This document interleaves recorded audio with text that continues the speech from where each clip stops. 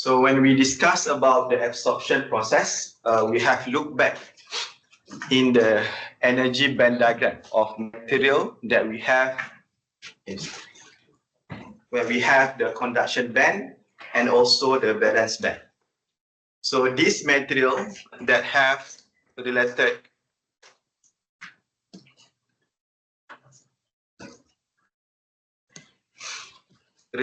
energy band gap, EG, where EG is the difference between this energy of the conduction band in EC and also the valence band energy EV. Okay.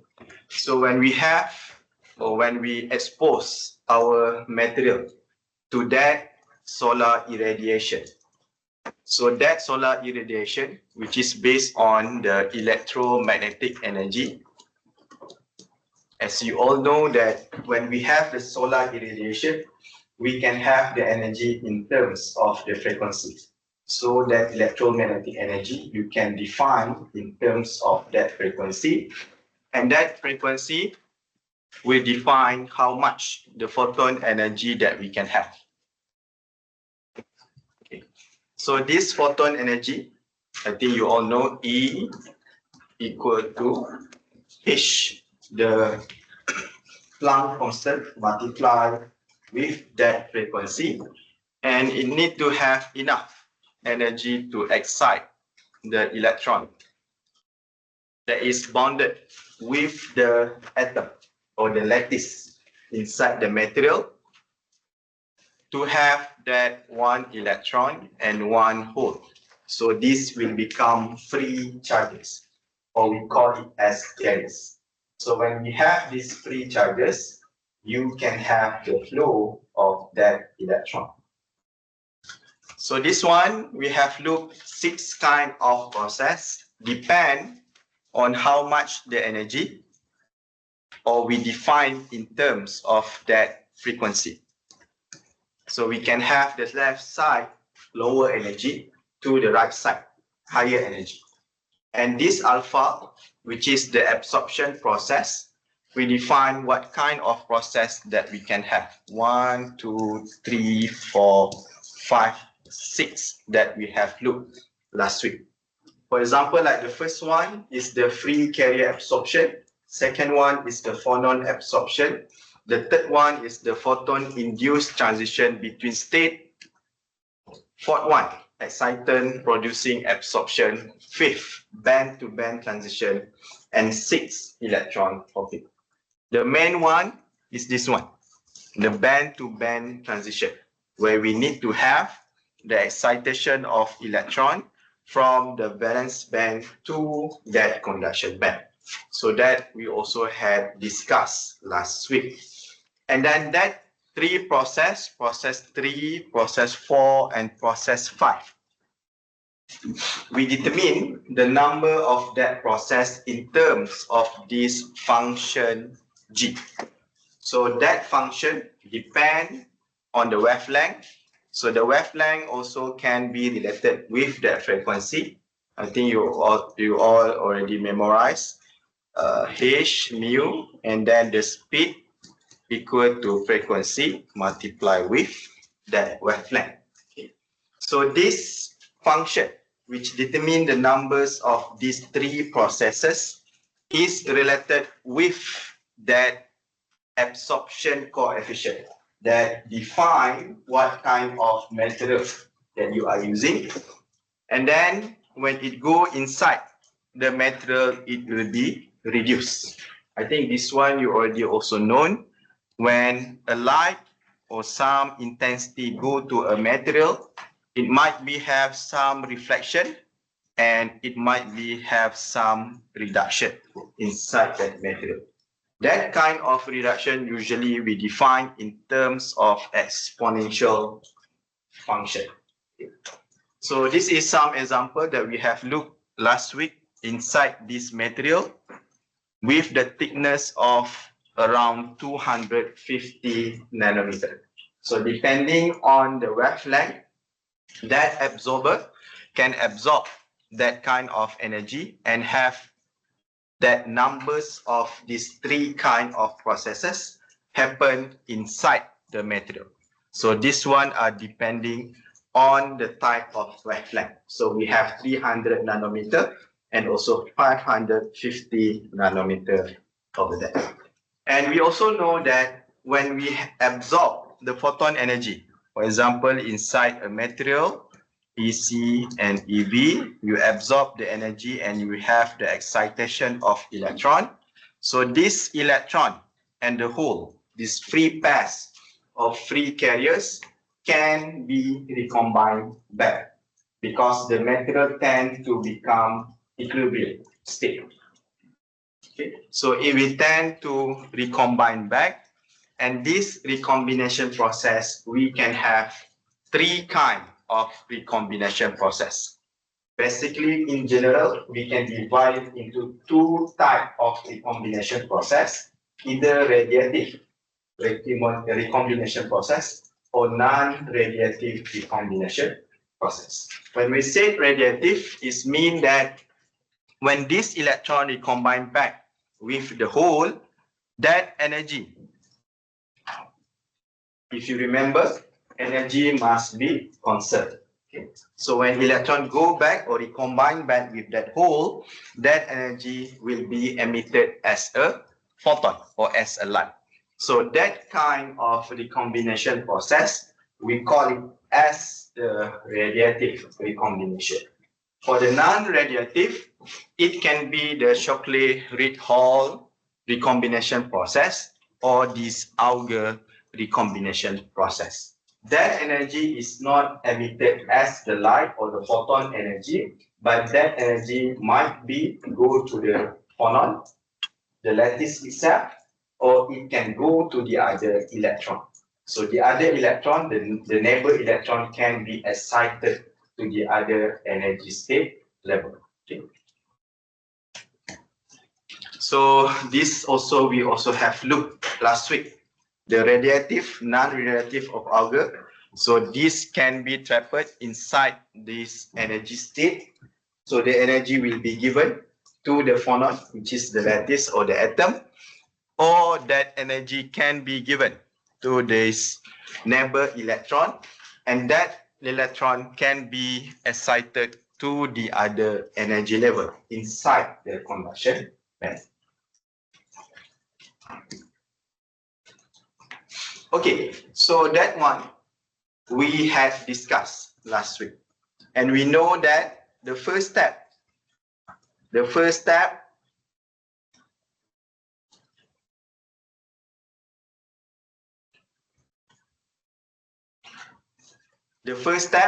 we need to have the absorption process, where inside this, if you see here, we have two material, the top layer and that base layer.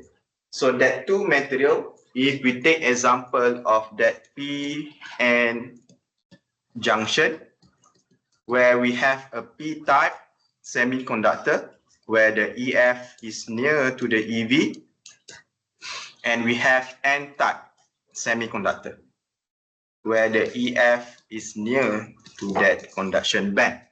So if we have this kind of two layers, the top layer and the base layer over there, so these two material, P and N-type material, both can be the absorber material. So it means that it can absorb the photon energy that you expose to your solar cell, and it can convert, or it can produce, or it can excite. For example, in the N-type, you can have electron here inside the conduction band, the excitation process. The next one, you need to have this discriminating transport mechanism, or we call it as the photovoltaic action. I think last week I asked you all, if you have a material, for example, you put a material and then you connect it with some load, for example, and then you measure the current. If you want to measure the current, you need to put ammeter in series or in parallel. if you want to measure current inside a circuit in series. Okay, so you need to put ammeter over here. And if you want to measure the voltage, you need to put in parallel, the voltmeter. Okay, then you can measure the voltage drop within this load. Okay, so if you want to see this current to be produced, or we call it as the photocurrent, you expose your material to the photon energy, H mu. I think last week I asked you all, if we have only a material, is it we can observe any current to flow inside your load or to the outer circuit when you expose it into the H mu? For example, if you put over here is a N-type semiconductor, or you put metal, for example. We know that metal and N-type semiconductor, they have the free charges or the carriers. So in this case, you can have this absorption. You can have this kind of excitation of electron, but you cannot see the current to flow inside or to the outer circuit or to the load. Why? Because that energy is enough only to produce the free electron. If you recall back, the energy must be conserved. So the energy is used to excite the electron, but it's not enough to make the electron to move.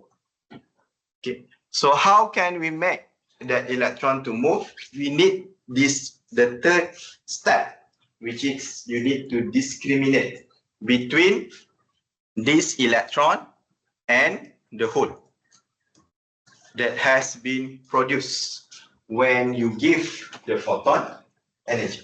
Okay. So how can we do that?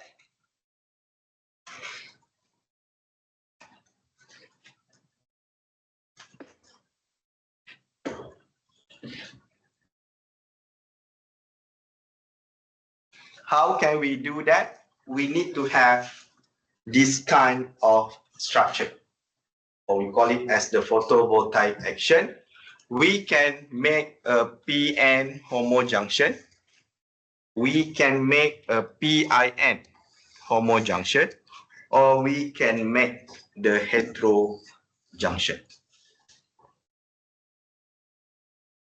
Okay, so let's look. For example, in this case, the PN homojunction. So if you recall back,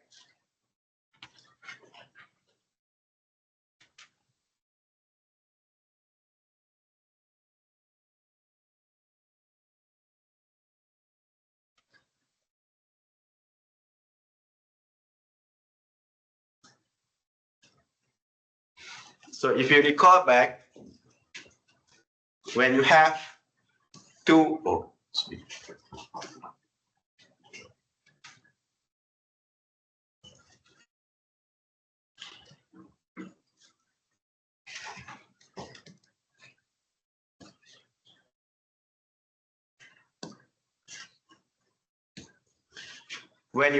material, P-type, and you have N-type.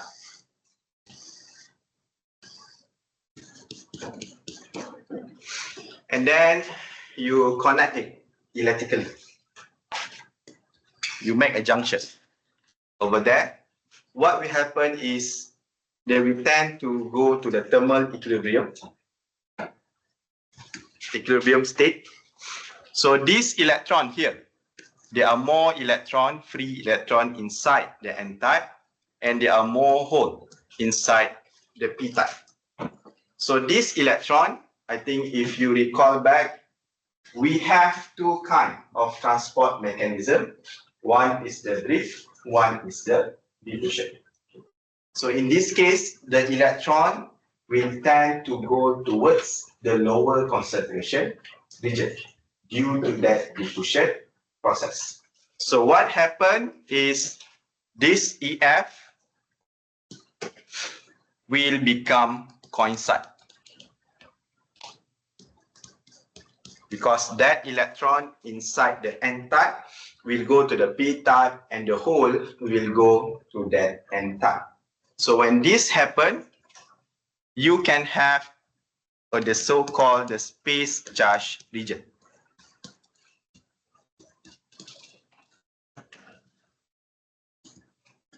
Okay.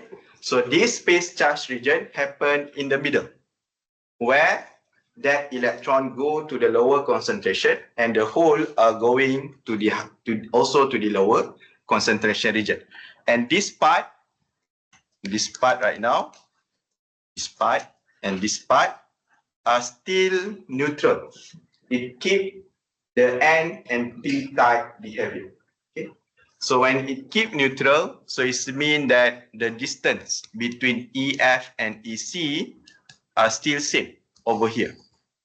And the distance between EF and EV are also same over here in the neutral part. So you can have a bending in the middle. Okay. So this is, we call it as the PN junction, and this middle are that space charge region, where the electron left in the N type, so it will produce look like a positive and look like a negative here, because it left the electron inside the N type, and inside the P type it left the hole. So this one, if you look, you have more positive inside the N type region, more negative inside the P type region due to that space charge region. You can have the electrical field that has been produced due to that positive and negative. And you know that the electrical field are from positive to that negative. Okay. So this electrical field, if you recall back also, you can have a force F equal to Q E. So this force happen to that electron or hole by that electrical field. And this force will prevent the electron to flow more to the P type due to that diffusion process. It will prevent until it becomes that equilibrium state. Okay. So this, why this electron is prevented due to this force and due to this internal electrical field. Okay.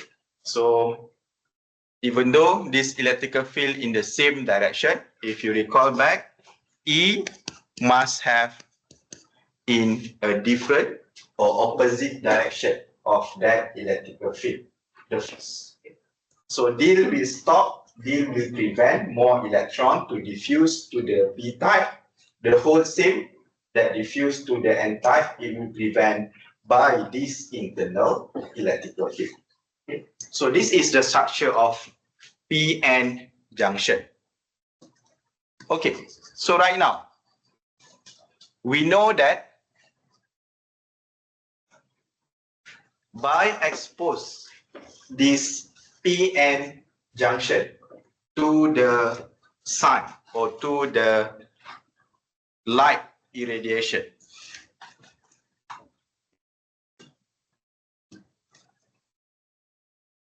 let's use green. Okay. So if you expose it to light irradiation, H mu, and if you use, for example, silicon. Silicon have the energy band gap of 1.2 roughly electron volt. And right now we have the PN homo junction. Homo junction. So it means that both P and N type has the same energy band gap. And if this H mu or the photon energy are much larger or larger than 1.2 electron volt, we can excite the free electron. We can absorb, not we, that silicon can absorb the photon energy. And you can have the excitation of electron. And you can produce that electron and holes pair inside that space charge region. Okay, before this, when you have only one material, the n-type, even though you can excite the free electron and free holes, the carriers, but you cannot make it flow because that energy is enough to excite the free electron and free holes, the carriers. Energy must be conserved. Okay, right now, we can excite that E and H. And due to this internal electrical field, if that electron and hole are inside this space charge region, so this electron will expose to this force F. What happens is this electron will be pushed towards the n-type, and this hole will be pushed towards the p-type, this area, okay? Because that force or that internal electrical field. Okay?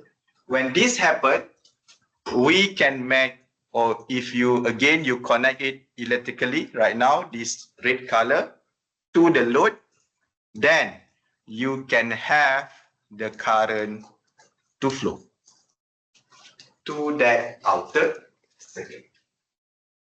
So this kind of action, we call it as the photovoltaic action.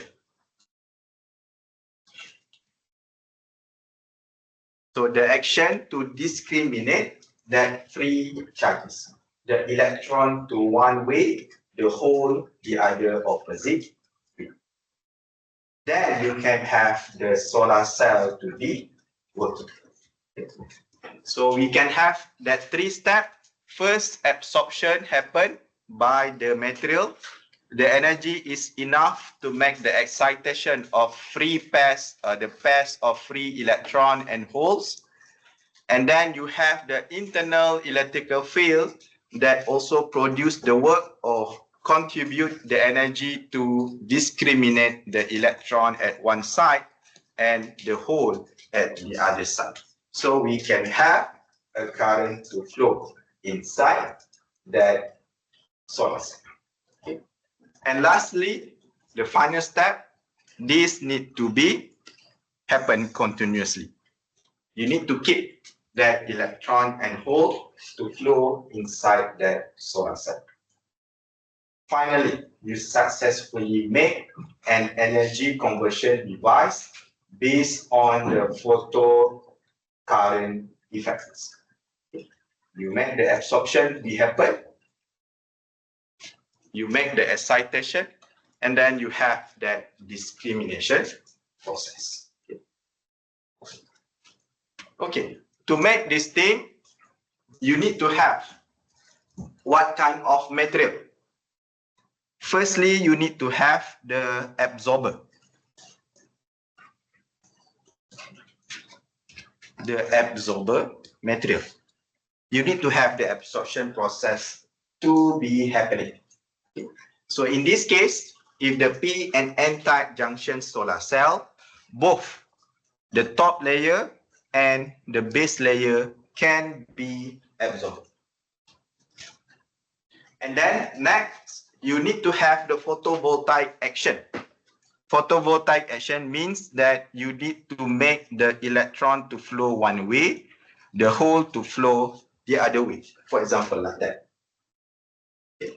To make this happen, we need the so-called the window material.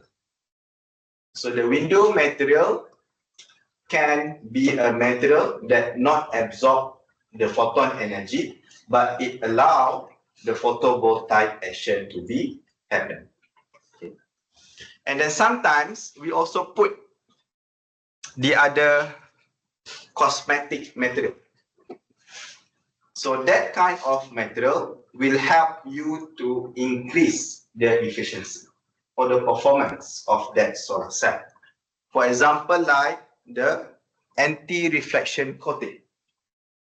That one, we don't want the photon energy to be reflected, the light to be reflected from that absorber material.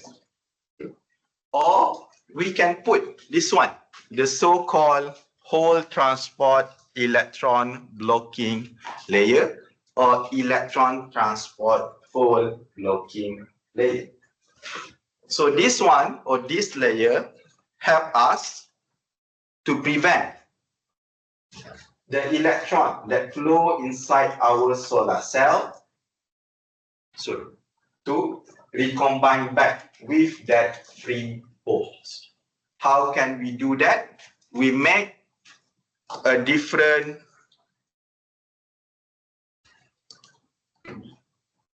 there you have it over here.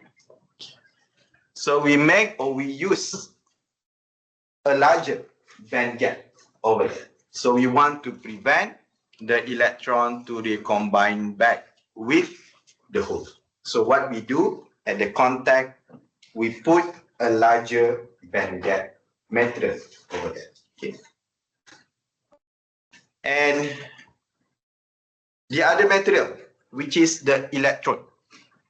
Electrode is very important. You need to have it in order to make a connection to that outer circuit. Then you can complete your solar cell. Okay, the absorber material, it can be, just I mentioned before, it can be semiconductor. Absorb the energy, for example, like the silicon, 1.2 electron volt, so you can absorb the energy more than that. Okay. Or if you are not using the P and N type junction solar cell, for example, you use the dye-sensitized solar cell, you can use dye. So this kind of material also can produce that free electron. Okay. For example, we just mentioned the semiconductor with 1.1 electron volt maximum, or roughly the thermodynamics limits, we can have the efficiency around 44%. Why this happen? Because if you have 1.1 electron volt, the energy less than that you cannot absorb. That's one. The second one, if the energy is too much higher or too large, that energy also will not be absorbed. It will be converted into heat. There are certain photon energy only that can be absorbed at specific energy band gap. Okay. For example, at AM, this is the standard test condition that we had discussed before.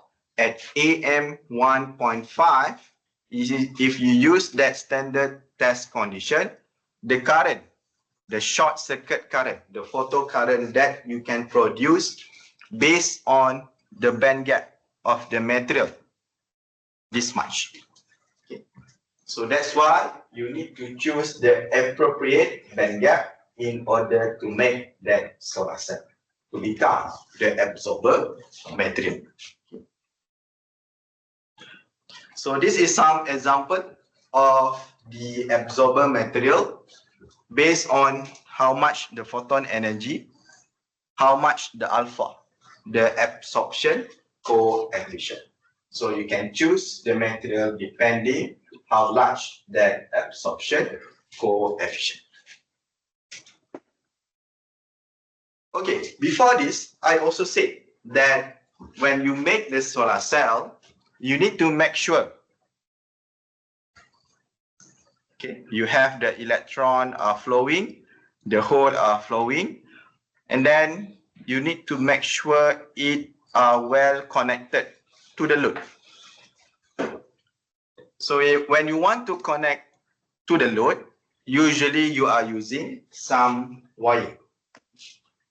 to connect the solar cell to the other material. To make that wire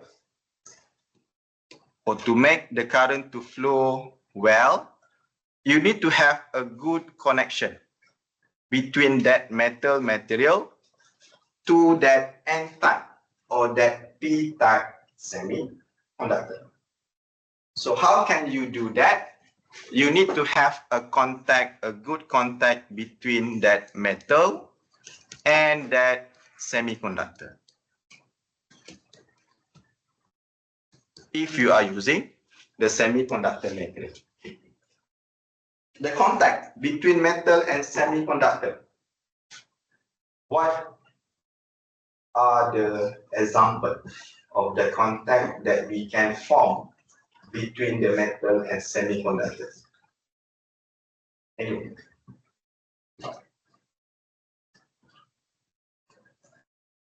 So what is a good contact?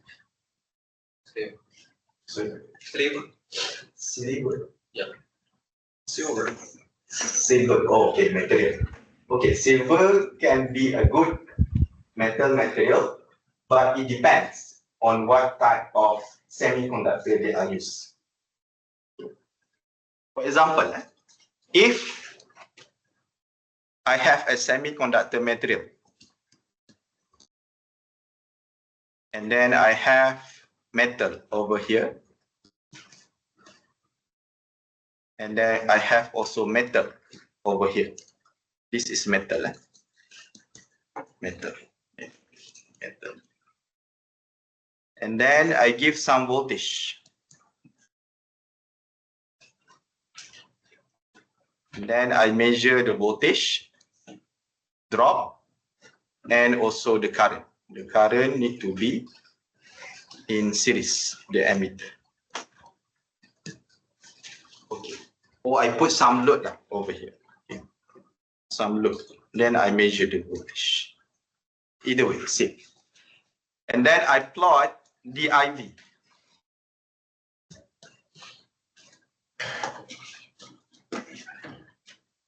So I apply voltage and I want to see how much the current that flow through my circuit.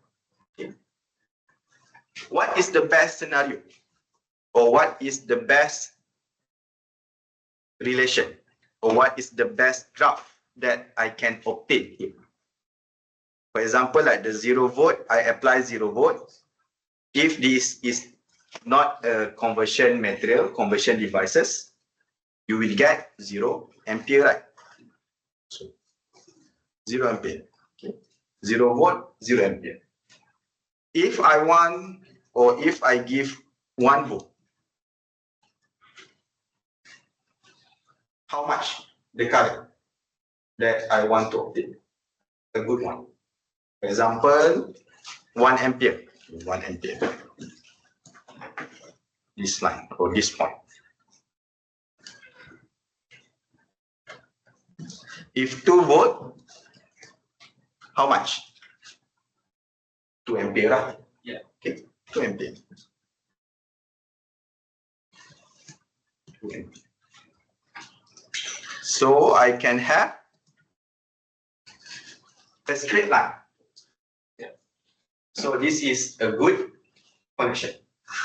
Or you have a good wire or good connection between this metal and also that semiconductor.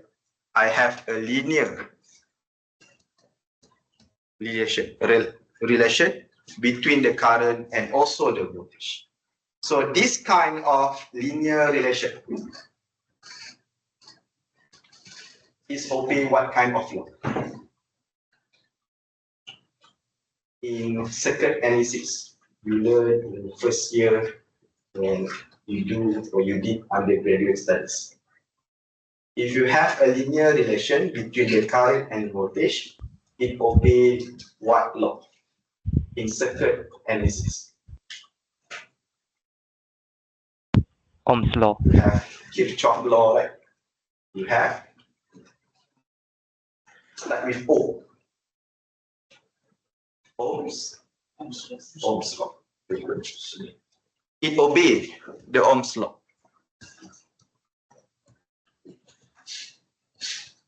So Ohm's law states V is proportional to the I with a linear relation with some constant that we define as a resistor. V equal to IR.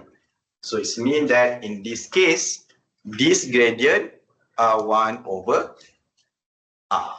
Okay. So if you have this kind of linear relation, this IV characteristic, this contact, we call it as the ohmic contact, the best contact that we can have. Okay, if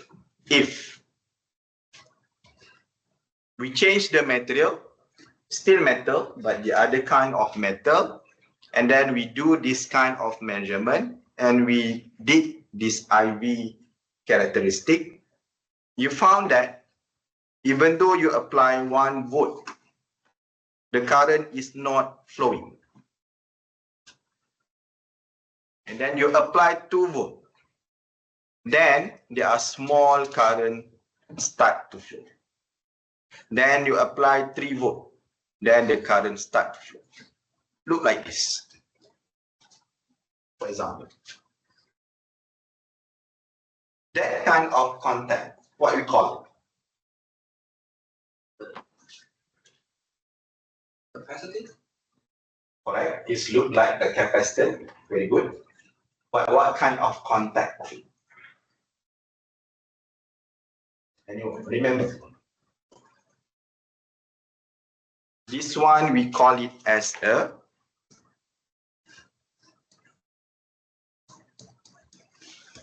Schottky. Schottky contact. This one you learn in your undergraduate studies. So if you want to have a good contact between the electrode and your device, you need to make it as the ohmic contact. You don't want this loss to be happening, like the Schottky contact. Okay. So how can you choose what kind of material that good, the metal material that good to be the electrode for your device or for your material, that semiconductor? What parameter that you should consider? Parameter of that metal material. Anyway, I think when you want to choose the absorber, you see the absorption coefficient. You can know how much it can absorb, or you can see the energy band gap. How large the band gap that can absorb the photon energy. For this metal, what parameter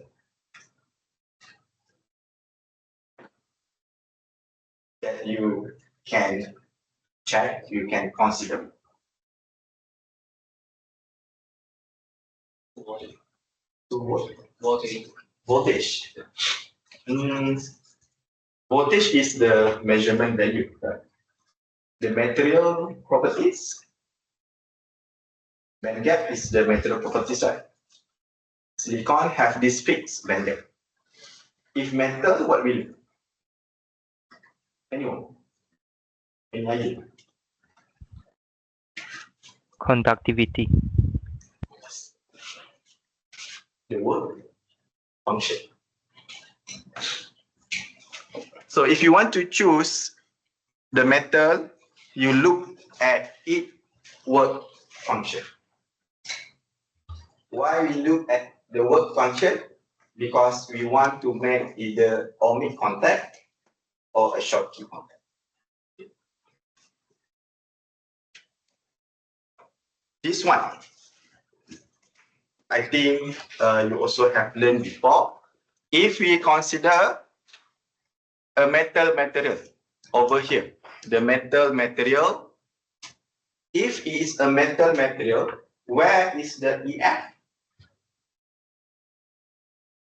Position inside its energy band gap and energy band diagram. EF is inside the energy band gap or not? For metal. If EF are within the energy band gap, it's not called metal, but it's called as a semiconductor. Okay. But the EF for metal, usually it is inside the conduction band. It's not in between with the EF.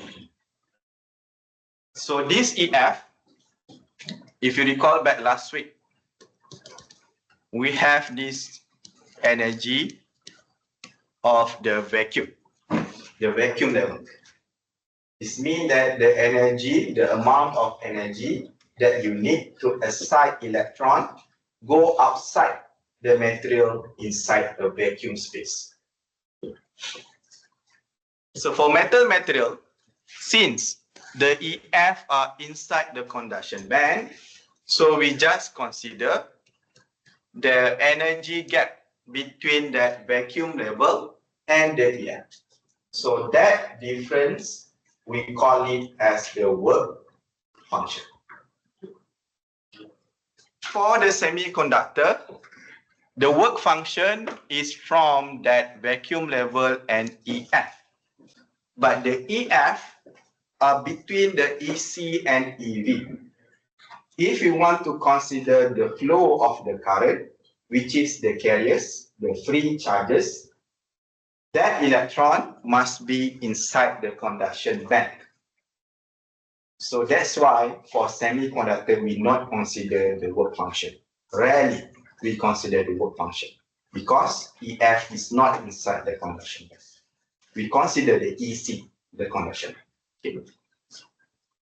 For example, in this case, the position of the EF or the work function is this large or this much. Okay. And then the EF of the semiconductor with the vacuum level are much or are smaller than the metal. So if you combine these two materials and then you connect it electrically, what will happen is you will have this kind of structure. So this is again the space charge region, and this is the neutral part of that semiconductor, and then this is the metal. So this case, if you look over there, if you want to make the electron to flow to the metal, you can see that there is a barrier. It's hard to flow. Or in other way, the electron to flow from metal to the semiconductor. If electron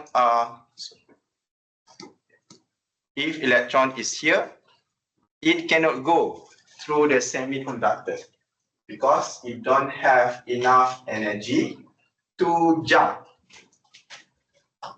this barrier. So this kind of barrier that we call it as the Schottky. So you need to apply some voltage in order to reduce this barrier. For example, if you want to make the electron to flow from semiconductor to that metal, you need to increase the EC. How can you increase the EC?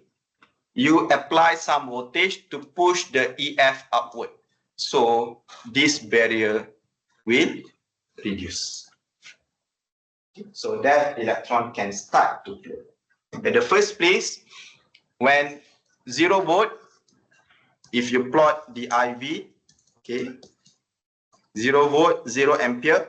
If you apply 1 volt, for example, the barrier is still high. So that's why you cannot see the current flowing.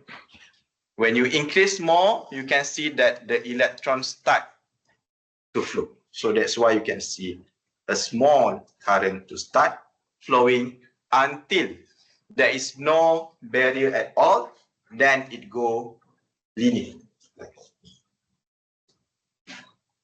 So if you want to make a good contact between the semiconductor and the metal, you need to form the ohmic contact, not this one, the Schottky contact. How to form it? You can choose based on the work function of that metal.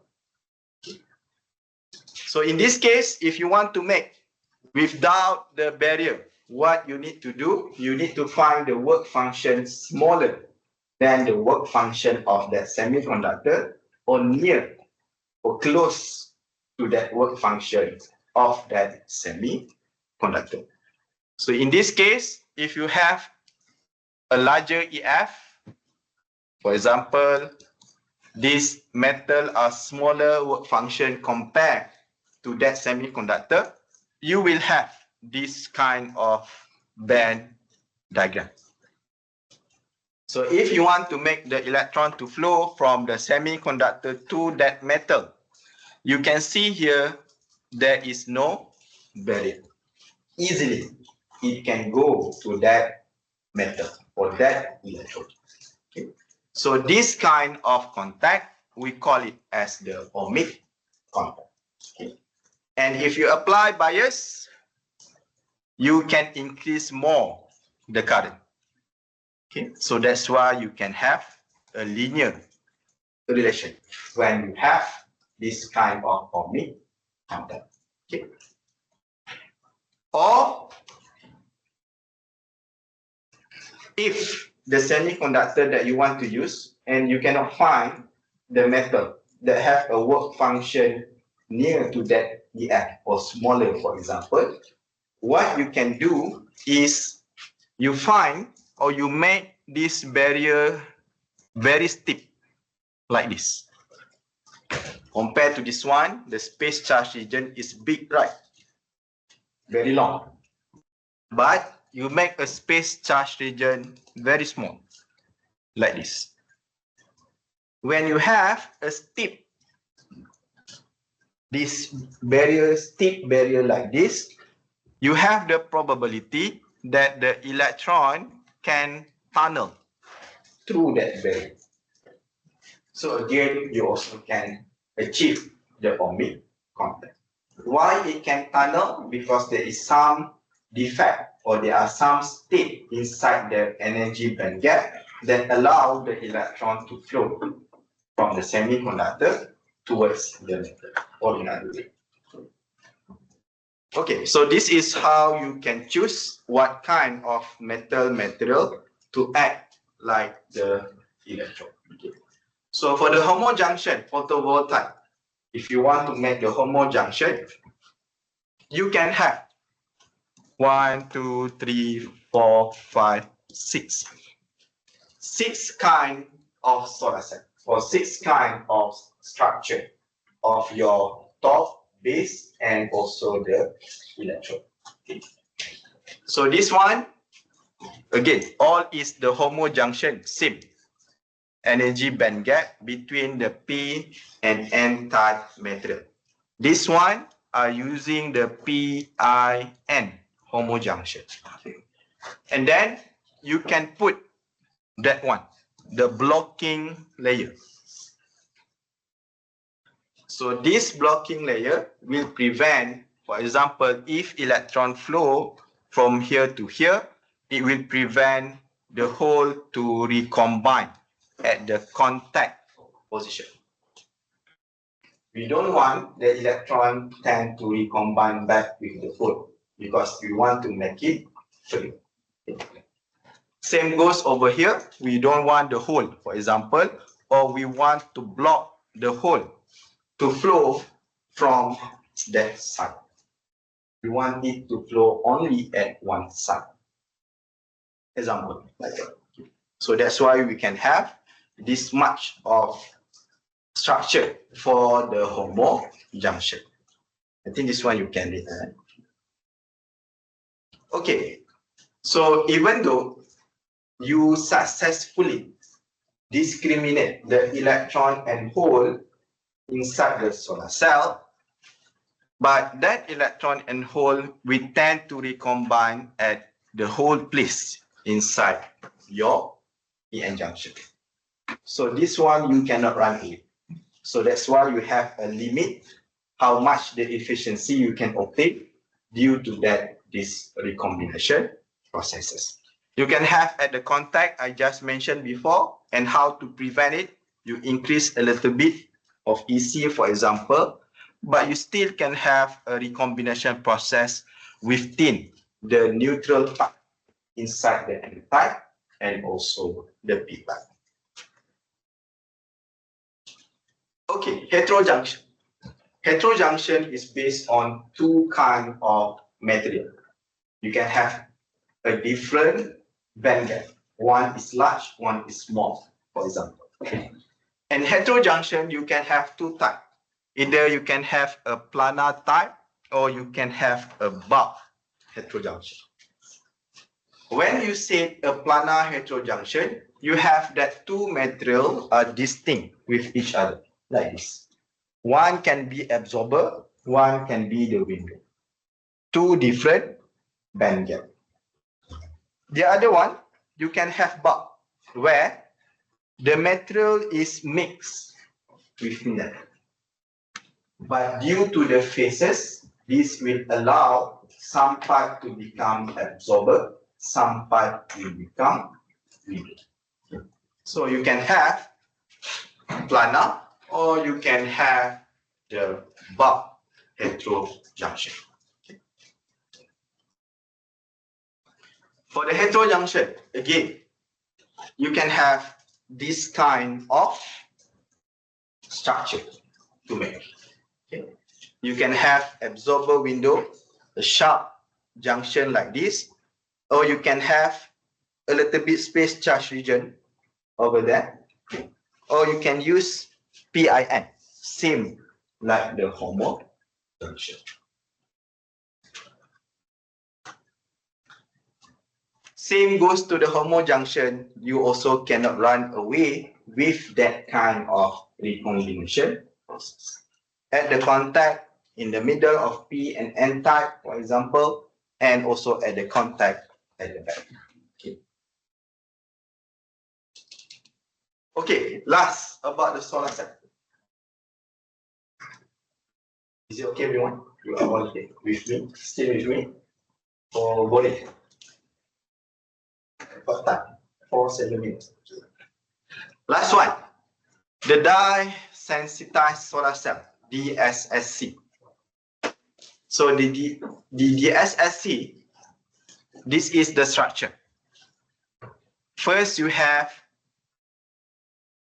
this layer, which is, we call it as the transparent conductive oxide. Okay. Usually is on the top of a glass substrate.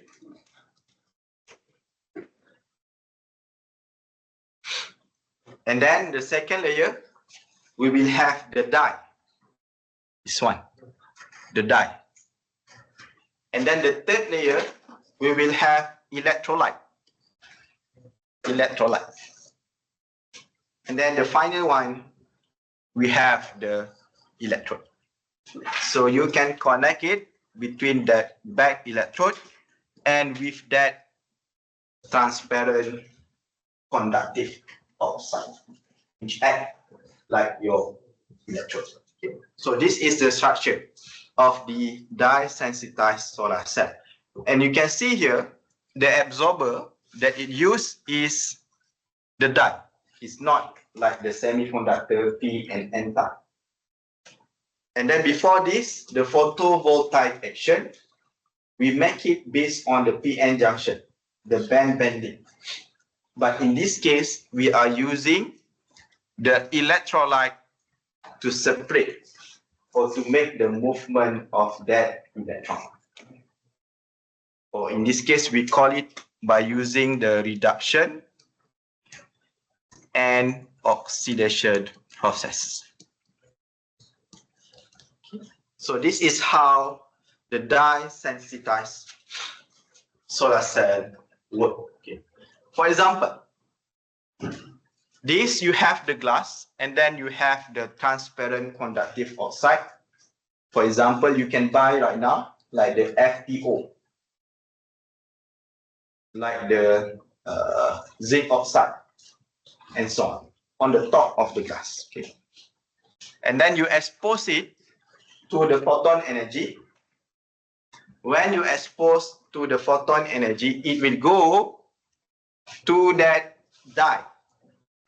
Die usually we put at this semiconductor nanoscale network or that TCO itself, and it produces the electron. It absorbs, it produces the electron. And why we make this TCO as a nanoscale structure? Because we want to increase the surface area to receive that electron. So when it produces the electron will go through the load and then go back to the quantum electrode, the back electrode. Okay. And this electrode will react with our electrolyte. The oxidation and reduction process happen over there. When the reduction process happens, it means that this electrolyte, which is ion, will receive the electron. That is, we call it as the reduction process. And it goes towards this TCO part, and the oxidation process happens over there. When the oxidation process happens, it means that the electron is given. So that electron will go towards back to that TCO and also that die. And this loop will continuously happen to make that dye sensitized solar cell. Before this, for the PN junction, we make the space charge region, the internal electrical field, to push or to discriminate the free electron and free holes. But inside the dye sensitized solar cell, we use the electrolyte, the oxidation and reduction process, to discriminate or to make the electron to move inside that.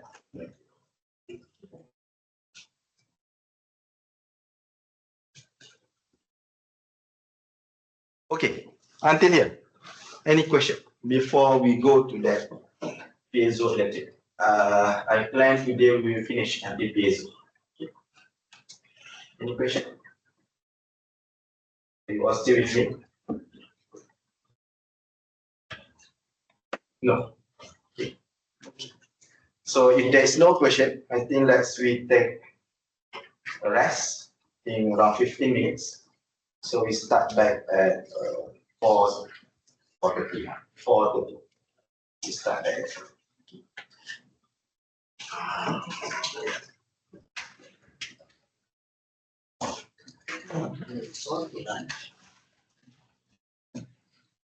So the online students, you have any question? If you have question, you can put inside the chat box.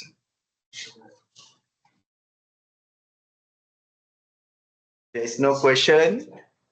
We start back at 4:30. Let's take the rest.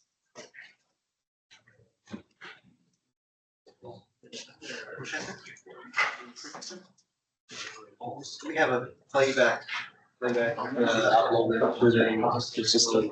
Yes, I have recorded the lecture. You can see inside the MSD. I think last week also I recorded the lecture. Have it be uploaded? It's automated upload. Oh, automated. I see it.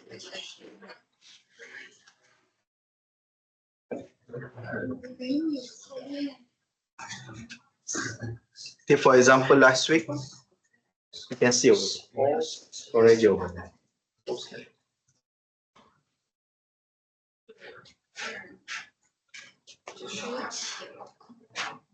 Have you all signed the attendance?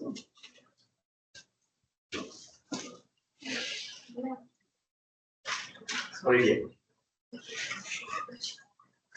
Already signed the attendance?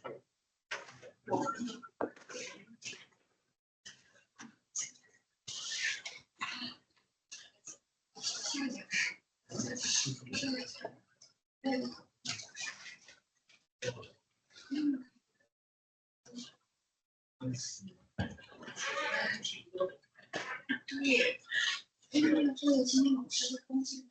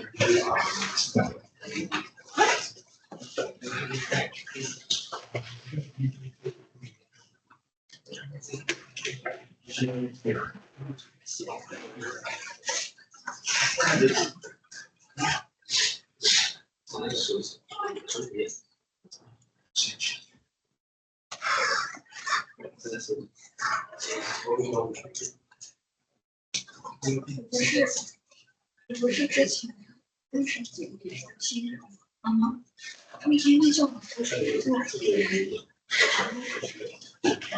没有必要的，不是其实真的对，让你我也很搞不清。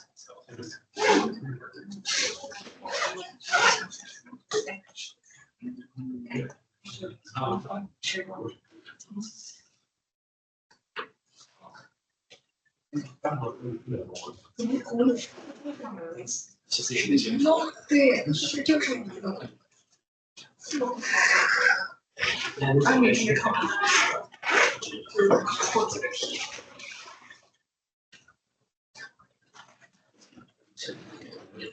把这个字说一下。哪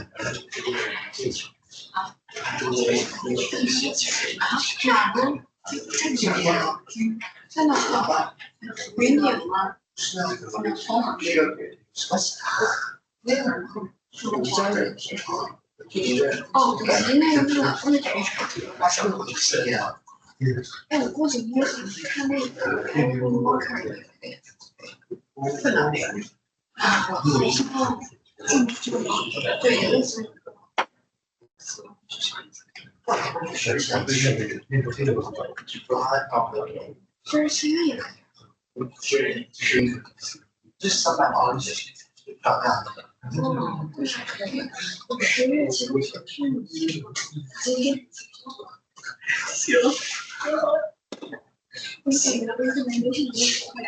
昨天。下次去，然后呢？明天前日。对，你们的时间。现在开了，要不就应该在区别。我们这课还在线上。这个歌是之前唱，这一周没有。没写。那个自己19是什么？哦，我那个19，我选的是24。24啊，那你跟我是一个课。就是今天是新上的。老师布置了一个 map。我看了。我这个好像是那个，那是下个月10号。反正他写错了，这才写的。对，他这个 PM 区就是你去网站的，为啥可以录这个？然后把那个在抓包。这谁呢？对，单独写。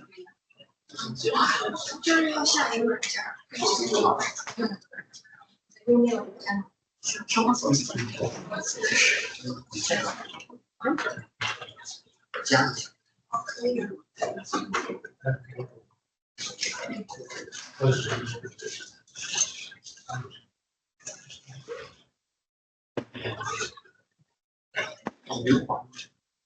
没什么。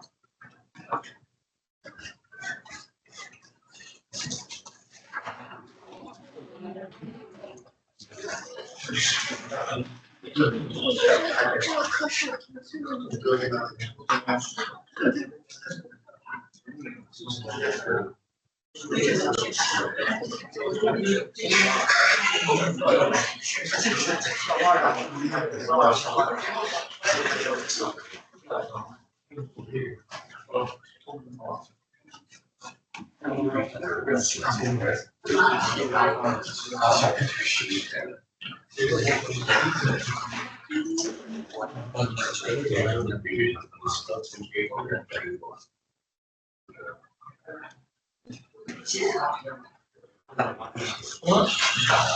你生不久了。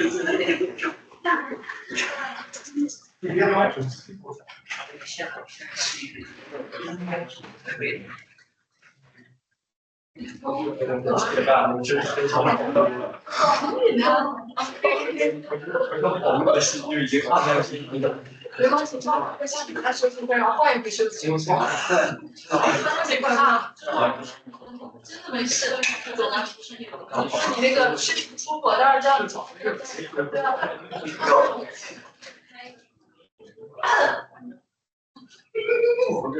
电器。你这个是那个三个人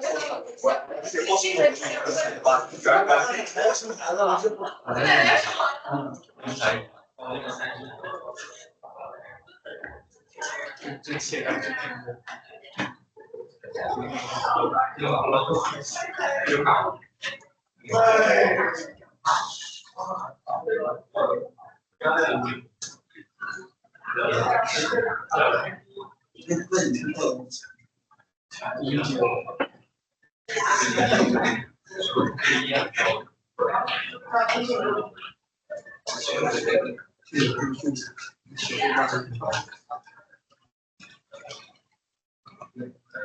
那找现场加完上头上时间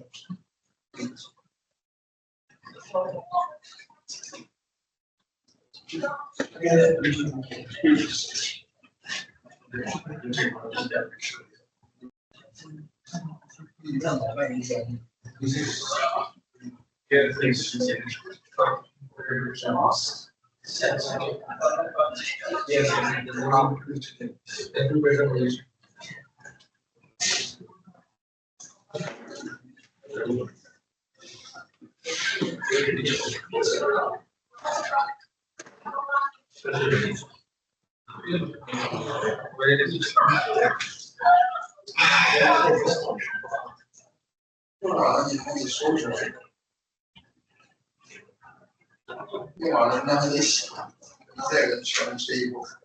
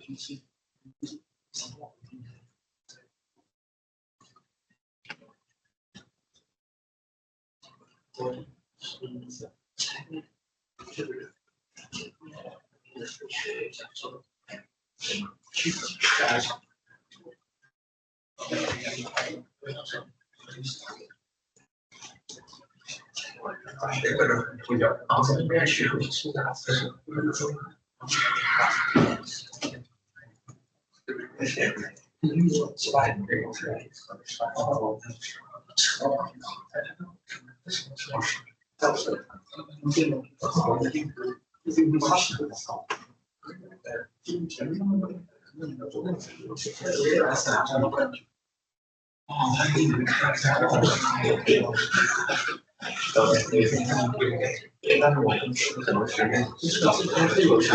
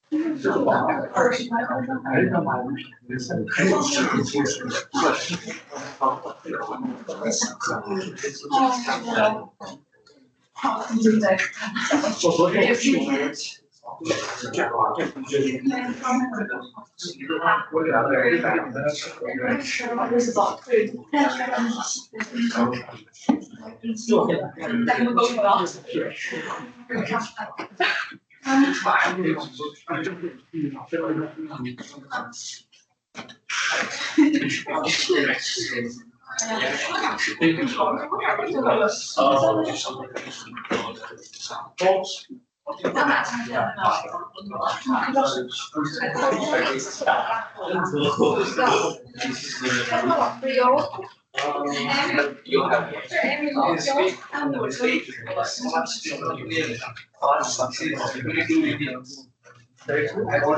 考试考的，我不错的啊，收了，那就是考完的时候。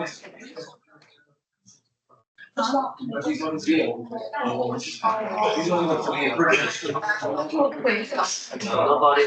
下一个我感觉有答案，别的要。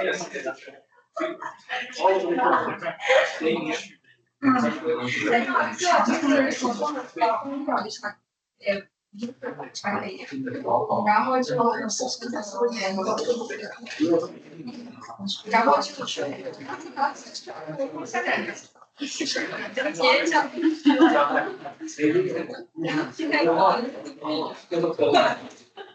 那如果要来认真。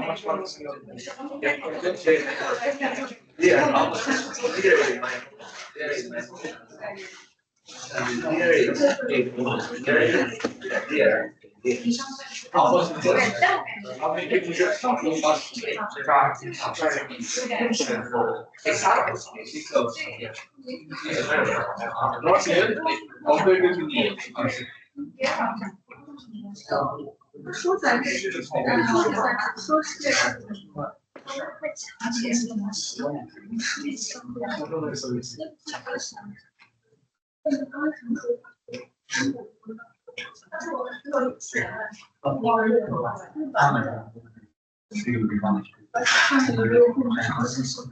智商美别人的教的好，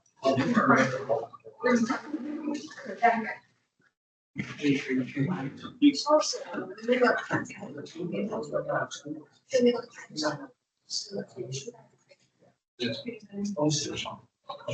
吃饭呢，就跟谁约起来了。情况还是什么？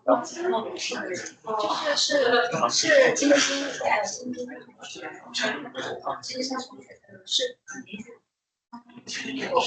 然后今天的那个同学是大家他就大家他已经从认识是学摄影，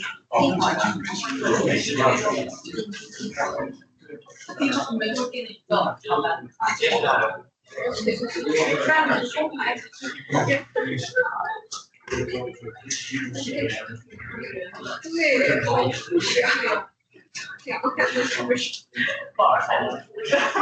就是玩的是，我是中间说是玩的是别的不是。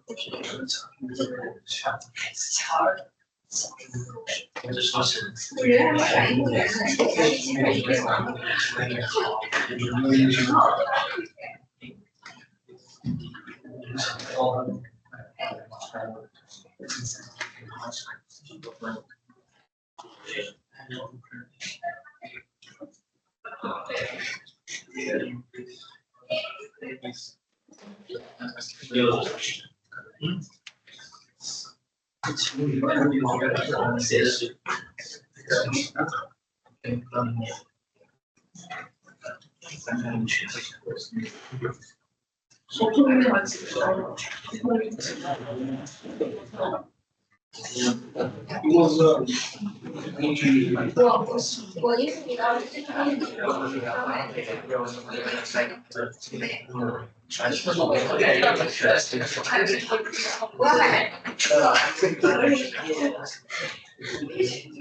我有点想去那个。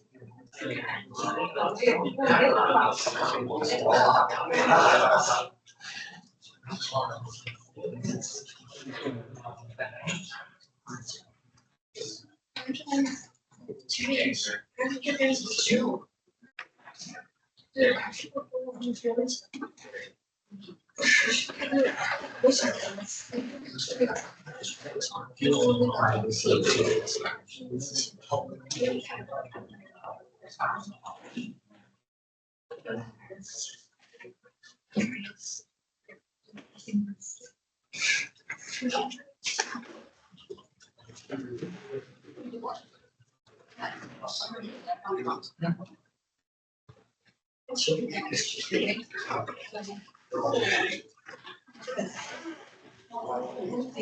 Okay, so let's continue back our class.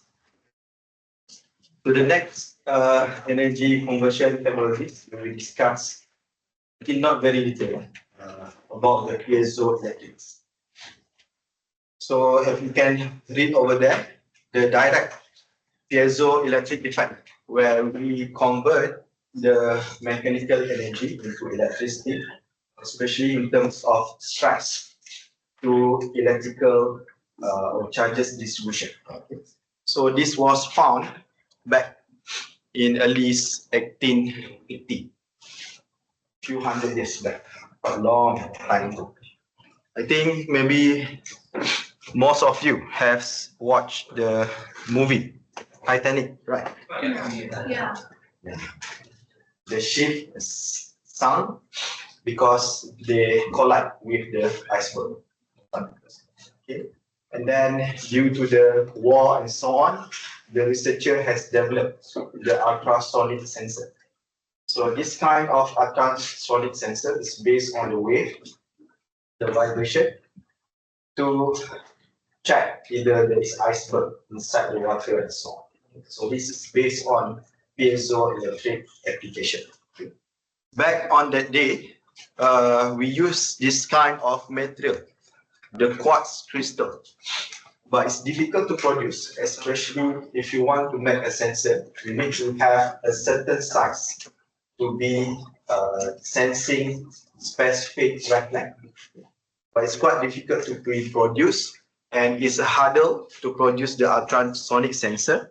And on that time, they managed to fabricate based on the quartz pellets to produce that ultrasonic sensor.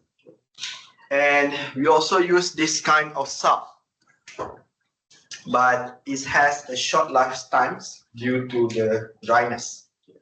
And then currently, I think most popular material that has been used is this one, PZT, barium titanate, lead zirconia titanate, PZT material to produce the piezoelectric transducer. Sorry, can you hear my voice clearly? Okay, so this is some example of that piezoelectric application. We can have as a generator, same like the solar cell, but this is based on the vibration. You can see here we can obtain 1 watt at 100 hertz by using this kind of structure. This one we call it as a cymbal structure. It's look like that music instrument. And then I think if you go to petrol station, usually we use the automated closing system for the outlet of the liquid of the petroleum. So that one also use the so-called piezoelectric actuator So we provide some field, we provide some power to that metal so that the metal can expand or can shrink. So we can use that as actuator. I think right now, if you are familiar with, for example, like AFM, atomic force microscopy, where we check the roughness of the material by vibrating some tips, metal tips, and then we move the stage, and the stage need to be moving around micrometer only. So that kind of movement, we are using piezoelectric material. We give some electrical signal or power, then it can move around few micron or few less than few micron. Okay. And then it also can act like a mass sensor. So when you have a gas, for example, there are certain vibration or certain weight that can produce some electrical signal, and it can be used as a mass sensor. Okay. Transformer, ultrasonic transducer, accelerometer. So this is some example of piezoelectric application. So in terms of power density, if you compare with solar cell, it's much smaller. So this is quite old data, 2008. If you compare today, I think solar cell is more advanced. And then in terms of voltage, it can have a quite large voltage. Usually for energy harvesting, same goes like the thermoelectric. You can obtain a large voltage, but you cannot obtain a large power. Instead, you have, or you can use it as a good sensor or signal, but it's not a very good power generator. Even though the voltage is high, but the current is very small. So for piezoelectric, it has, just I mentioned, large power density, simple configuration. I think like the solar cell, you need many kind of layer. For example, like the anti-reflection layer, back and front electrode, so on. And then you not only need window material, but you need the absorber material. And then it do not rely on unsteady and unpredictable environmental condition.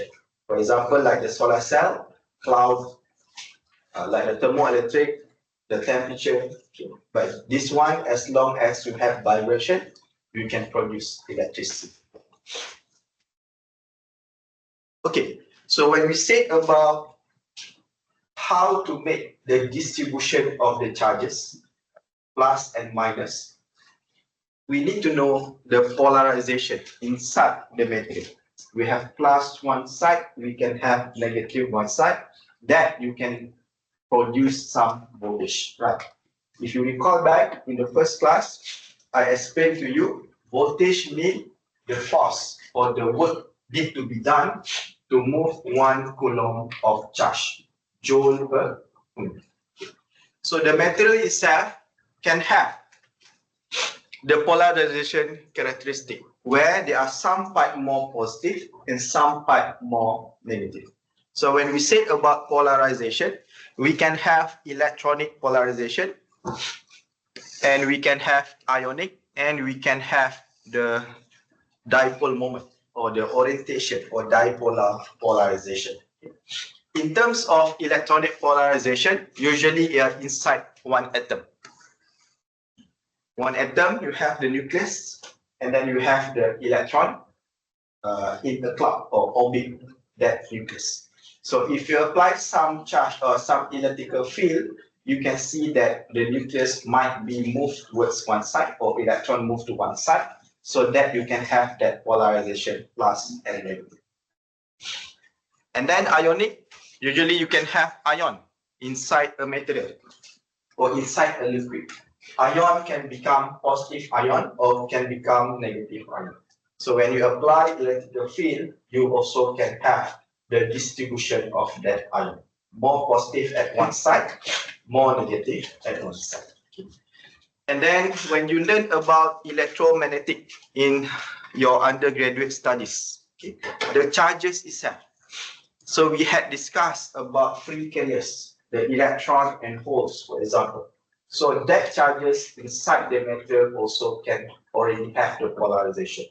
This is usually due to the unsymmetry structure of the atom. So you can have a dipole moment, but if that or some of the material, usually at a steady state, all these dipole moments are cancelled with each other. So it means that the total polarization is equal to 0.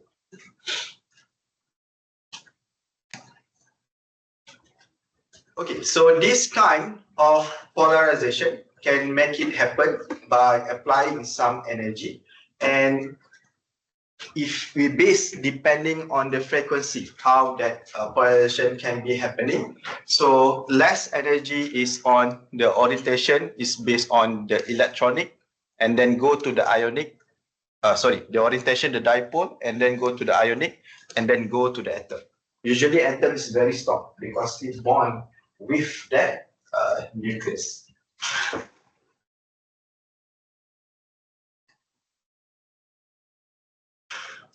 Okay, so how can we produce the electricity inside the piezoelectric material?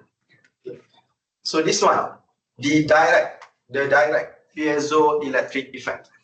So if you consider a neutral molecule, so you can have plus minus cancel each other. You don't have any polarization, okay? And there is no external stress. It's mean the force per area that you give to the material. Okay. So you can see here, there is no polarization. There is more positive more than one side or negative more the other side. Okay. However, if you apply some force to that material, in this case, in this direction, you give some stress. Okay. When you give some stress, that plus and minus atom, for example, will be distributed like this. And you can see here, there are more plus at the left side and more negative at the other side. So you have this polarization on this direction.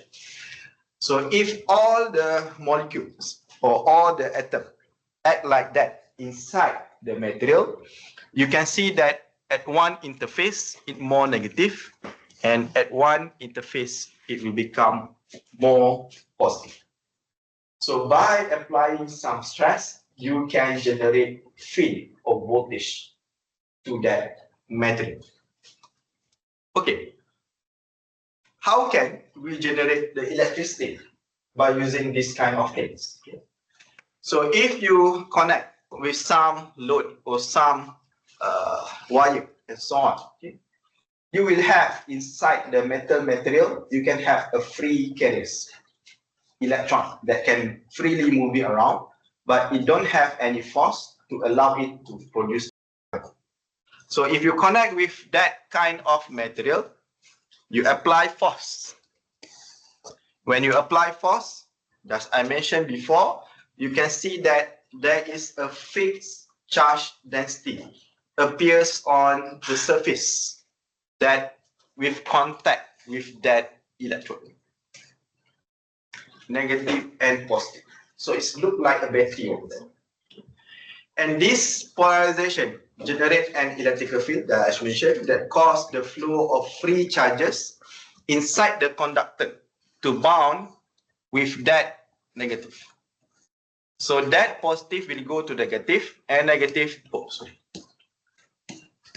will go to the positive. But if you keep like that, it will become steady state. So there is more movement of the carriers. When there is no motion of the electron or the hole, you cannot have current. That's why you need to have vibration. You need to have frequency. So if you release the stress back, so this bonded positive and negative will go back to their place. So this one need to be continuously happen. That's why a piezoelectric need to have a certain frequency so that the current can flow. So if you just give one force energy like that, you cannot flow the current. it just attracts the charges and bonded and becomes steady state. After you release it, then it can flow back inside. Okay, so how can we express in terms of mathematical equation? Actually, if we consider it, the piezoelectric, the stress can come from many kind of direction. And usually we need to consider in terms of tensor. But no worry, we just discussed in general about the equation. Okay. So if you recall back, I think you learned in undergraduate study when you learn electromagnetic, the displacement electrical field D is equal to the applied electrical field multiplied with the permittivity. So if the material has the polarization inside it, then you need to plus with that polarization inside the material. And all of this you can simplify into relative permittivity with that electrical field. So inside the piezoelectric material, this displacement of the charges, Coulomb per meter square, is the most important phenomenon. Because if you don't have the charges accumulated at the surface, you cannot interact or you cannot pull the other charges to bond with that charges. So this polarization, in this case, is equal to this kind of polarization, not by that electrical field. This is due to the stress, the argument. Okay. So in this case, that polarization divided by this permittivity, okay, is equal to the electrical field that we can produce, this plus and minus, at the surface of the material, okay, in general. Okay. So this polarization is due to that stress or the force per area that you have given. So that P is equal to that S, but is limited with the ability of that material that we define as this strain coefficient or the piezoelectric charge coefficient. So if the coefficient bigger, so you can produce much more displacement of the charges. If your stress much more bigger, you can also produce that kind of displacement. But this one at one time. If you want to make electricity, you need it to be in frequency. Okay. Okay, so the stress and strain, I think if you are from mechanical engineering, you are familiar with this kind of graph. Stress and strain. Stress is mean that the force per area that you give, the strain how much the material is changing or is deformed. Okay. So when you give some stress and the material will become longer and it can go back to the initial structure of that material at one linear relation like this. And then at some point, it not become linear or it not become go back to its size or to its structure. Okay. That limit of the strength, we call it as the yield strength. Yield strength means the strength that you given to a certain material, it deformed and it cannot go back to its initial structure, or it deformed permanently. You cannot go back. It cannot go back. Okay. So that is the yield strength. And the ratio between the stress and the strain, we call it as the Young modulus. So this Young modulus are one of the elastic constant or elastic components. So if you want to characterize the parameters of the piezoelectric material, first you can look in terms of this, the strain coefficient or piezoelectric charge coefficient, and one more is how much it can convert to the electrical energy. This one we call it as the electromechanical coupling factor, which is the ratio of the converted electrical energy divided by the input of that mechanical energy. And this D is that piezoelectric coefficient, and that S is the elastic component. So if you look carefully over there, it means that the ratio between the stress and strain, or in other words, depending on what kind of elastic constant, you can have a shear constant, you can have Young modulus, and so on. Okay, there are three kinds of elastic constant. Okay, so usually for the piezoelectric behavior or phenomenon, we can have these two kinds of mode. I think if you check back the slide in the first week, I plot to you, I give to you this kind of graph and also the XY or 1, 2, 3 direction. So if you see here, when we have 3 mode or that constant is D33, the electromechanical coupling is K33, it means that the force that you apply or the stress that you apply will produce the field or the potential at the same direction, which is in this case at 3 direction. If it's 3-1 mode, it means that the force that you apply here are in plane or in opposite direction, not opposite, what we call it? This one is vertical, this is horizontal, 90 degrees. The potential will be produced. That one is 3-1 mode. So that numbers will tell you which direction or which axis the stress and also the voltage will be produced. Okay, in terms of material, we can have two kinds of material, the piezo ceramic and also piezo polymers. Okay. So you can see over there, if piezo ceramic, you can have a large electromechanical coupling constant. However, it is too brittle to shape it as the transducer. That is one of disadvantages. The other one is polymer. Polymer, as you all know, it is flexible, but it has a much smaller electromechanical coupling constant. Okay. So this table tells you several types of material: piezoceramic, and also polymer.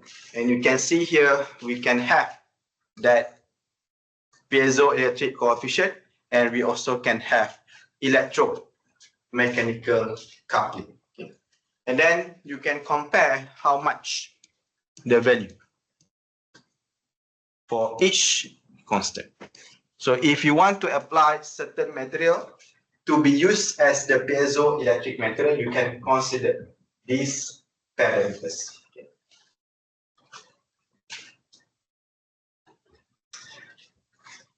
Other than that, if you want to apply the material to become the piezoelectric material, you also need to consider the temperature. For example, if you want to apply a piezoelectric transducer in your shoes, it's okay. You can use a lower temperature. Your shoes will not go up until 100 degrees. 100 degrees, I think your skin will be burned, right? But if you want to apply your piezoelectric inside the car engine, you need to have more than 300 Kelvin or 400 Kelvin or 300 degrees. Okay. So you can see here, if you use polymer, or this is a microfiber composite. Okay. So if you use polymer, usually polymer only can withstand until 80 degrees. So if you want to use as a flexible transducer, there are some limitations over there. You cannot put it on the car.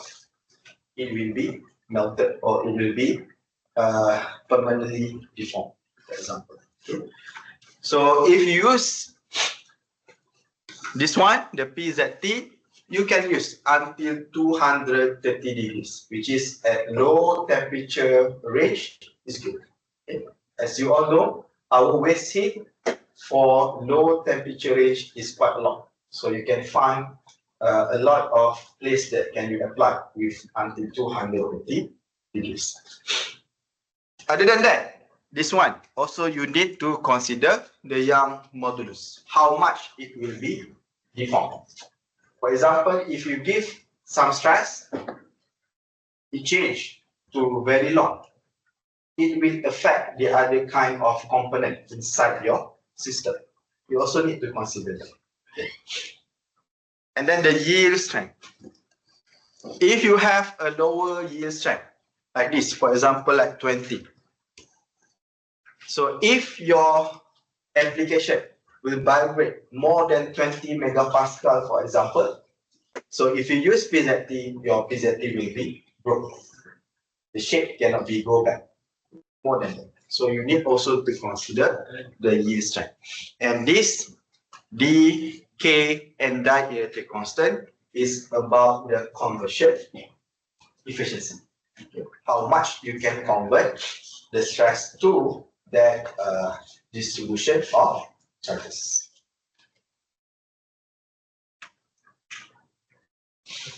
Okay.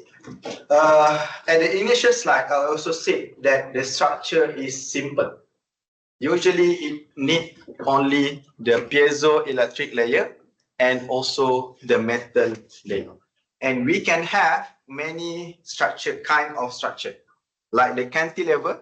So this is a cantilever type, where you have a metal, and then in the middle you have that piezoelectric layer.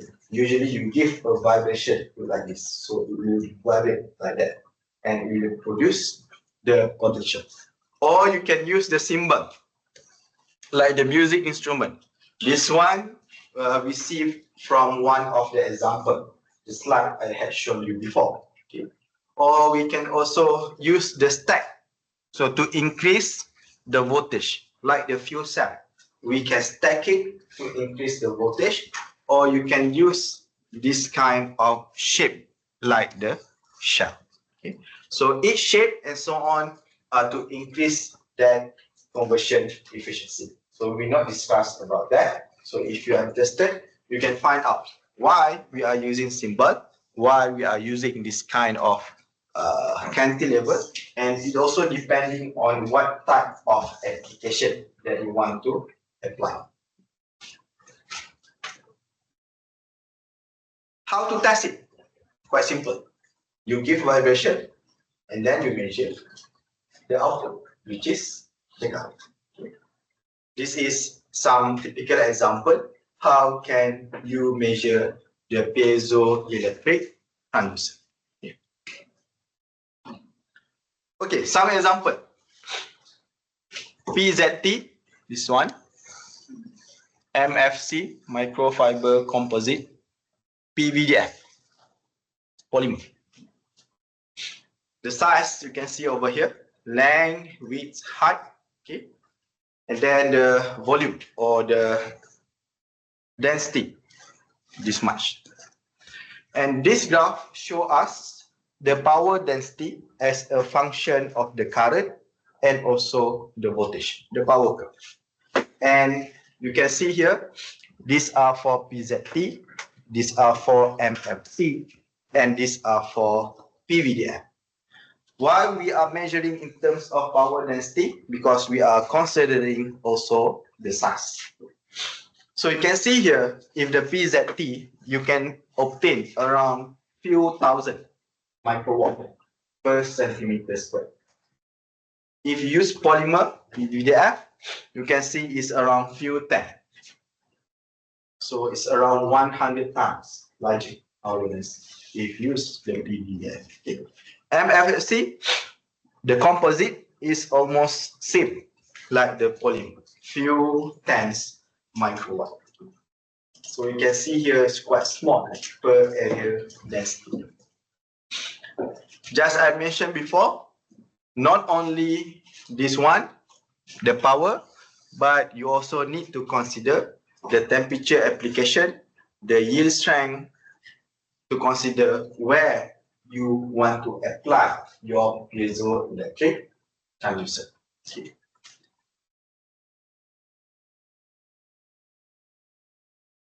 Okay, so if you want to do research, or if you want to make the piezoelectric, this kind of thing you need to think about the conversion efficiency, the durability, the application of temperature, and also the suitable application at each resonance frequency.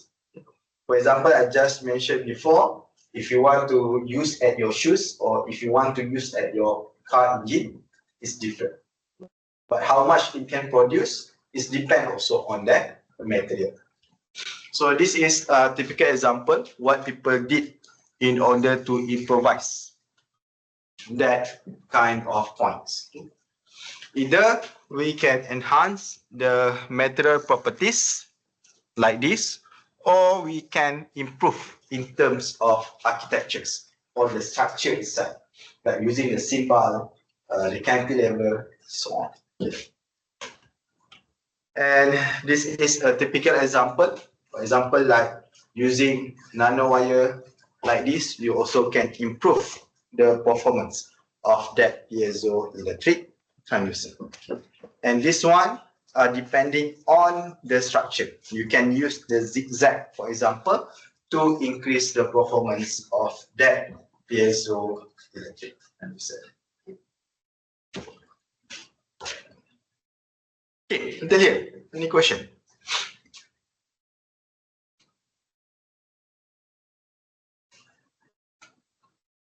Is it okay?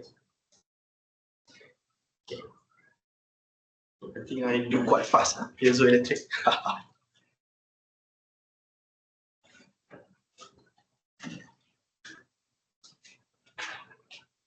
If I want to end it too early, right? That's 5:15, right? Let's relook a little bit on pyroelectrics. Yeah?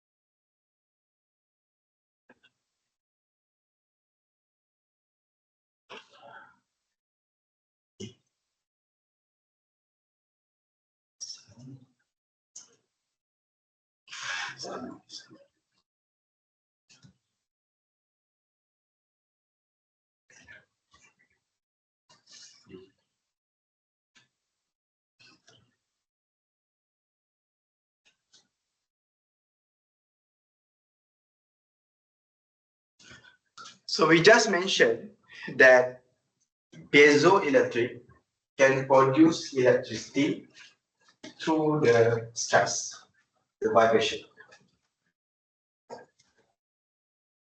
However, we will look in detail next week.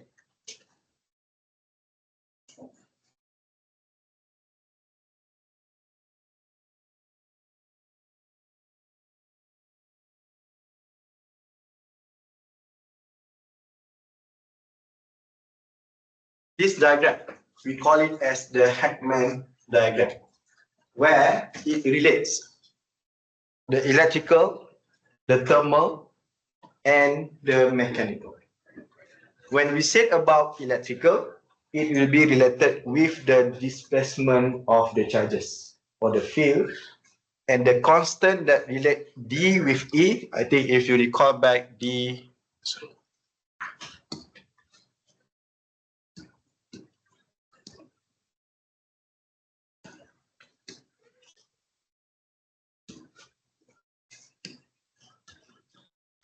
D equal to this one. And then the stress, I just mentioned before, the graph between the stress and strain. That one will be related with the Young modulus.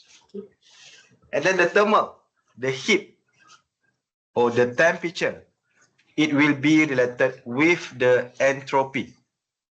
And the constant over there, or the material itself, is the heat capacity, C. Heat capacity. So before this, we said that by giving stress or the mechanical energy, we can produce electrical energy due to that displacement of that electrical field. So that one, we call it as the piezoelectric. Directly from the mechanical energy into that electrical energy. However, if a material you put at certain temperature, I think you also has experience, maybe some of you, you give some temperature to a material, then that material become expanding, for example, or become shrink. So that kind of thermal expansion, if that material have the ability to become polarized, due to that temperature, it will produce the strain, change the shape due to that thermal expansion. And it has the ability to become polarized, and it will produce, again, electrical energy. But this one without applying any mechanical energy. So this kind of changes, we call it as the secondary pyroelectric effect that we will look on in next week. Some material, if you give temperature, it will not expanding. There is no thermal expansion, or either it has the thermal expansion, but it don't have the ability to have the polarization. Okay. So for that, which cannot expand and so on, it also can produce electricity. That one, we call it as the pyroelectric. However, it is different with the thermoelectric. Thermoelectric, you need to have a temperature difference. Then you can produce the voltage. But in this case, you need to have a fluctuated temperature. You have a certain frequency, you change the temperature, then you can produce that displacement of electrical field. So this one are the primary effect of the pyroelectric. So pyroelectric and piezoelectric, both materials need to have that polarization. If you don't have the polarization, you cannot make the distribution of the charges. So if we consider in terms of material, I think this one you had learned in electromagnetic. Okay?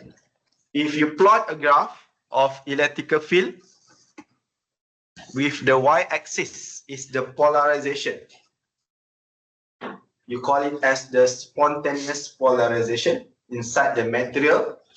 If you apply some electrical field at certain temperature, for example, T less than Tc. So this Tc, we call it as this temperature. I think you learned in chemical and also in electromagnetic.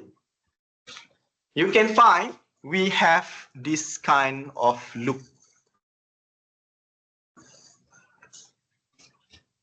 So this kind of material, we call it as the ferroelectric material. However, if you put that material at the temperature larger than that Tc, it will not have that kind of loop anymore. And you can see here, if at zero electrical field, you do not see any polarization. The material lost its ability to have polarization without any external forces. That one we call it as a para-electric phase. Okay? So we have in solid state, we can have many kind of crystallographic structure. We can have triclinic, we can have tetragonal, we can have hexagonal, monoclinic, orthohomeric, trigonal, and cubic. And there are around 32 crystallographic structure of the material. So this is typical example of the structure of each that crystallographic point groups. Okay? And you can see here, if it is a piezoelectric material, it must be a pyroelectric material. But not all pyroelectric material is the piezoelectric material.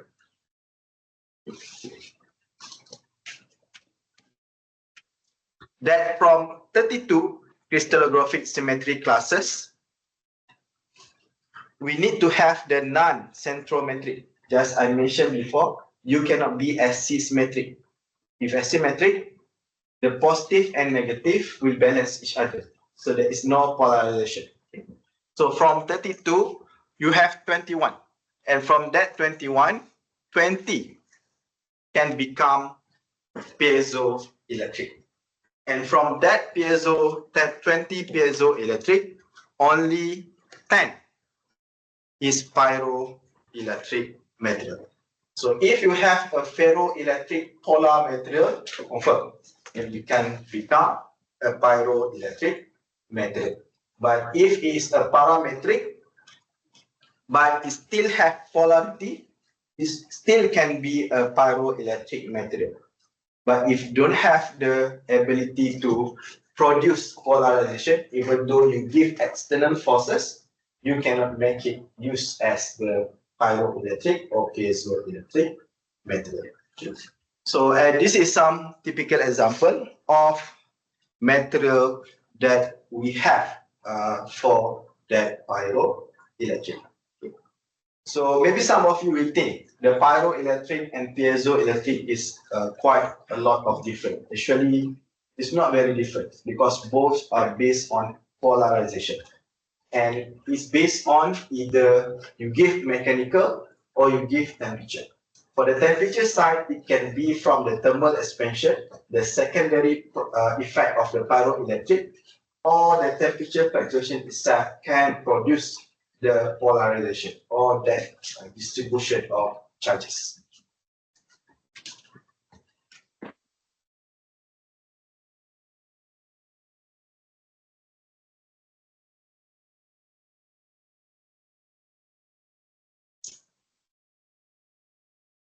Any question? Have you did the survey inside the spectrum? Calculate the survey? Yes. What is the second question?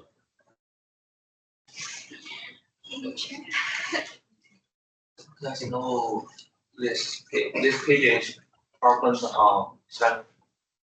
Yes, week 3. Yeah. With 3 months, his speech. What's the second question?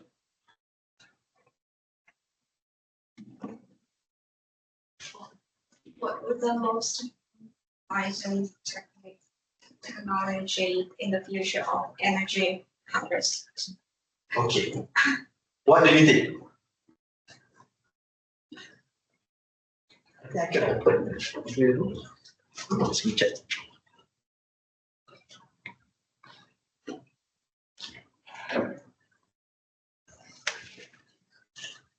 Stop recording first.